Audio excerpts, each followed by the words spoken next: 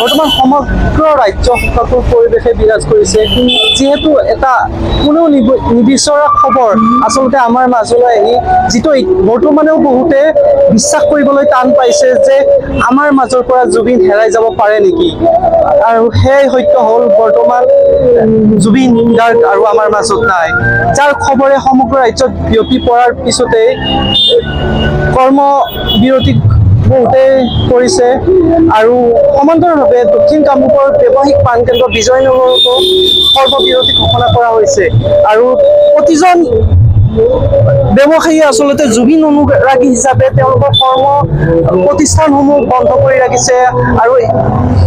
বছৰটোৰ এদিন হ'লেও জুবিন গাৰ্গৰ নামত দিবলৈ তেওঁলোকে চেষ্টা কৰিছে তেওঁলোকে প্ৰতিটো প্ৰতিষ্ঠানলৈ আচলতে তেওঁৰ প্ৰতিষ্ঠানৰ সন্মুখত জুবিন গাৰ্গলৈ শ্ৰদ্ধাঞ্জলি যাচিছে যিহেতু জুবিন গাৰ্গৰ নশ্বৰ দেহ বৰ্তমান ছিংগাপুৰত মৰণোত্তৰ পৰীক্ষা সমাপ্ত কৰি দিল্লী অভিমুখে ৰাওনা হ'ব আৰু নতুন দিল্লীত তেওঁৰ শ্ৰদ্ধাঞ্জলি জ্ঞাপন কৰাৰ পিছতে মাজনিশালৈ গুৱাহাটী বিমানবন্দৰ অহাৰ পূৰ্ণ সম্ভাৱনা থকা বুলি ইতিমধ্যে মুখ্যমন্ত্ৰীয়ে জনাইছে আৰু তাৰ সমান্তৰালভাৱে প্ৰতিটো ব্যৱসায়িক প্ৰতিষ্ঠান আচলতে আজি বন্ধ ৰখা হৈছে সমান্তৰালভাৱে আমাৰ দক্ষিণ কামৰূপৰ যি বিজয়নগৰ ব্যৱসায়িক প্ৰাণকেন্দ্ৰ বিজয়নগৰৰো প্ৰতিটো ব্যৱসায়িক প্ৰতিষ্ঠান আচলতে বৰ্তমান বন্ধ ৰাখিছে আৰু তেওঁলোকে জনপ্ৰিয় সকলো যুৱ প্ৰজন্মৰ স্বাৰ্থত আচলতে জুবিন গাৰ্গক একাজলি শ্ৰদ্ধাঞ্জলি জ্ঞাপনৰ অৰ্থে প্ৰতিটো দোকান পোহাৰৰ সন্মুখে তেওঁৰ প্ৰতি শ্ৰদ্ধা জ্ঞাপন কৰিছে আৰু জুবিন গাৰ্গৰ গীত মাতেৰে তেওঁলোক শ্ৰদ্ধা নিবেদিছিলে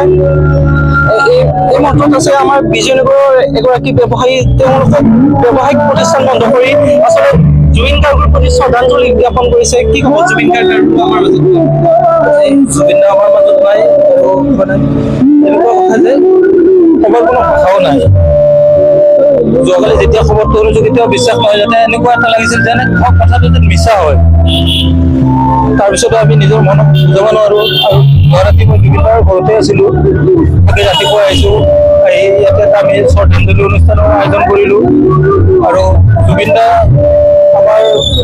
এজন অকল গায়কে নাছিল তেখেত অসমখনৰ এজন অভিভাৱক আছিল বহুতো ক্ষেত্ৰত আমি জুবিনদাৰ পৰা বহুত দিহা পৰামৰ্শ পাইছিলোঁ সেয়েহে ইমান বিফল হৃদয়ৰ শিল্পীজনক যেন আমাৰ সৰু অন্তৰ্গত সদায় আমি জীয়াই ৰাখিব পাৰোঁ তাতে মই সমূহ অসমবাসী ৰাইজলৈ আহ্বান জনাই আমাৰ মহান শিল্পীজনৰ হয়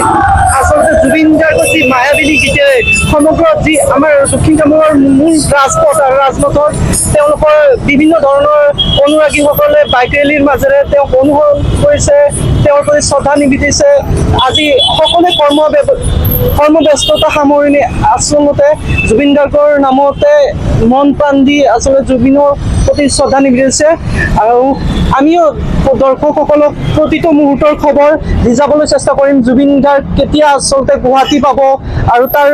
পৰৱৰ্তী খবৰ আপোনালোকৰ মাজলৈ দি আমিও আচলতে ভাষাহীন কৰিছোঁ আমাৰ মাজৰ পৰা এগৰাকী আচলতে সম্পদ অসমৰ সম্পদ নাইকিয়া হোৱাত আমিও দুখ প্ৰকাশ কৰিছোঁ অসমৰ সংবাদ জগতখনৰ বাবে এক সুখৰ খবৰ আপোচবিহীন ৰাইজৰ কণ্ঠ সাপ্তাহিক কবচ পুনৰ এবাৰ অসমৰ ৰাইজৰ মাজলৈ স্বত্বাধিকাৰী প্ৰণীতা কলিতাৰ দ্বাৰা প্ৰকাশিত আৰু আপোচবিহীন একাংশ নপুৰণি অভিজ্ঞতাপুষ্ট সাংবাদিকৰ দ্বাৰা প্ৰচাৰিত তথা eco printing press Guwahati Katabari গড়চুকত মুদ্ৰিত সাপ্তাহিক কবচ এতিয়া অসমৰ বিভিন্ন প্ৰান্তত উপলব্ধ আমাৰ ঠিকনা মুখ্য কাৰ্যালয় অসম ফৰেষ্ট স্কুল হৰি মন্দিৰ পথ গুৱাহাটী আৰু উপ কাৰ্যালয় Kalita market Bijoynagar Kamrup Assam mobile number হৈছে 9435114666